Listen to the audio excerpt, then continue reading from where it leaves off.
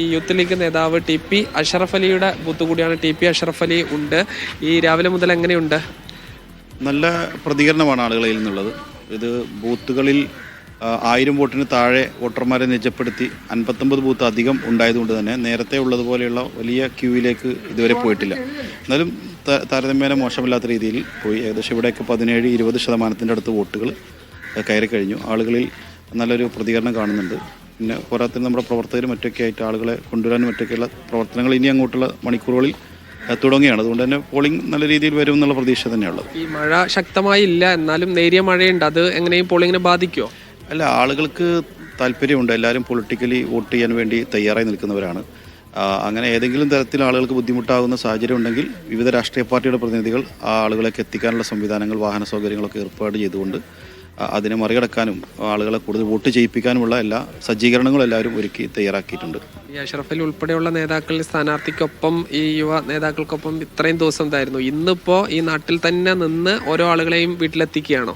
തീർച്ചയായിട്ടും ഞങ്ങൾ ഇന്നലെയും ഇന്നുമായി സ്വന്തം ബൂത്തിനും സ്വന്തം പഞ്ചായത്തിനുമുള്ള പ്രവർത്തനങ്ങൾക്കാണ് നേതൃത്വം കൊടുക്കുന്നത്. 74 എടക്കര പഞ്ചായത്തിലെ 74 ബൂത്ത് എൻ്റെ സ്വന്തം ബൂത്താണ്. ഇവിടെയൊക്കെ ആ രീതിയിൽ പ്രവർത്തകരെല്ലാം ചേർന്ന് ഇന്നലെ മുതലുള്ള കാര്യങ്ങളൊക്കെ കോർഡിനേറ്റ് ചെയ്തുകൊണ്ടിരിക്കുന്നു. ഏതായാലും നല്ല രീതിയിലുള്ള വർക്കുകളാണ് മുന്നോട്ട് പോകുന്നത്. UDFന് നല്ല ശുഭപ്രതീക്ഷയുള്ള ഒരു പ്രദേശമാണിത്. നല്ല ലീഡുണ്ടാകും. സ്ഥാനാർത്ഥിയും നിലമ്പൂർ മണ്ഡലത്തിൽ മുഴുവനായി നല്ല ലീഡിൽ വിജയിക്കും.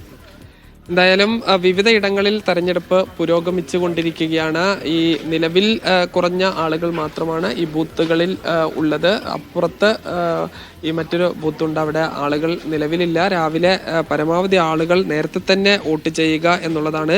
മഴയും മറ്റും വരുമെന്ന ഒരു ഭയത്തിൽ ആളുകൾ നേരത്തെ എത്തുന്നുണ്ട്. ഇത് കൂടാതെ ഈ രാഷ്ട്രീയ പാർട്ടി പ്രതിനിധികളും പരമാവധി ആളുകളെ നേരത്തെ തന്നെ എത്തിക്കാനുള്ളൊരു ശ്രമം നടക്കുന്നുണ്ട്. ഞാൻ നിൽക്കുന്നവിടെ ഈ ഒരു പ്രശ്നബാധിത ബൂത്തുകളല്ല, എന്നാൽ ഈ പ്രശ്ന സാധ്യതാ ബൂത്തുകളായി 11 ബൂത്തുകൾ ഇലക്ഷൻ കമ്മീഷൻ നേരത്തെ തന്നെ നിജപ്പെടുത്തിയിട്ടുണ്ട്. അവിടെ CSFന്റെ ഉദ്യോഗസ്ഥരുണ്ട്. ഇത് കൂടാതെ ഈ മാവോയിസ്റ്റ് ഭീഷണി നേരിടുന്ന മലയോര മേഖലകളിലുള്ള ചില ബൂത്തുകളുണ്ട്. അവിടെ അത്തരം 14 ബൂത്തുകളാണ് ഉള്ളത്, ക്രിട്ടിക്കൽ ബൂത്തുകൾ. ആ ബൂത്തുകളിൽ ഈ കേന്ദ്രസേനയെ തന്നെ വിന്യസിപ്പിച്ചുകൊണ്ടുള്ള ഒരു സുരക്ഷാ ക്രമീകരണങ്ങളാണ് ഒരുക്കുന്നത്. ഈ സ്ഥാനാർത്ഥികൾ എല്ലാവരും തന്നെ വോട്ട് ചെയ്ത് കഴിഞ്ഞു. പിന്നീട് ഉള്ള മണ്ഡലത്തിലെ പ്രധാന വ്യക്തികൾ, ഈ സ്ഥാനാർത്ഥികൾ M സ്വരാജ്, ആര്യാടൻ ഷൗക്കത്ത്, അതോടൊപ്പം തന്നെ BJP സ്ഥാനാർത്ഥി അടക്കമുള്ള ആളുകളാണ് വോട്ട് ചെയ്തത്. അൻവറിന് ഇവിടെയല്ല, ഏറനാട് മണ്ഡലത്തിലാണ് വോട്ട് ഉള്ളത്.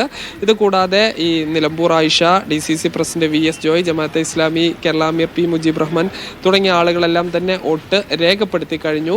ഈ ഉച്ചയ്ക്ക് മുൻപ് ഒരു ഭേദപ്പെട്ട പോളിംഗ് ഉണ്ടാകുമെന്നുള്ളൊരു പ്രതീക്ഷയാണ് ഉള്ളത്. പിന്നീട് ഒരുപക്ഷെ ഈ വൈകുന്നേരം 5 മണിക്ക് ശേഷം ഈ അവസാന ഘട്ടത്തിൽ കുറച്ച് തിരക്കുണ്ടാകാനുള്ള സാധ്യതയുണ്ട്. കാരണം ഈ ജോലിക്കും മറ്റും പോയ ആളുകൾ തിരിച്ചെത്തി വൈകുന്നേരം വോട്ട് ചെയ്യാമെന്ന് തീരുമാനിച്ചു കഴിഞ്ഞാൽ അതൊരു പക്ഷേ വലിയൊരു തിരക്കിലേക്ക് പോകാൻ സാധ്യതയുണ്ട്. കഴിഞ്ഞ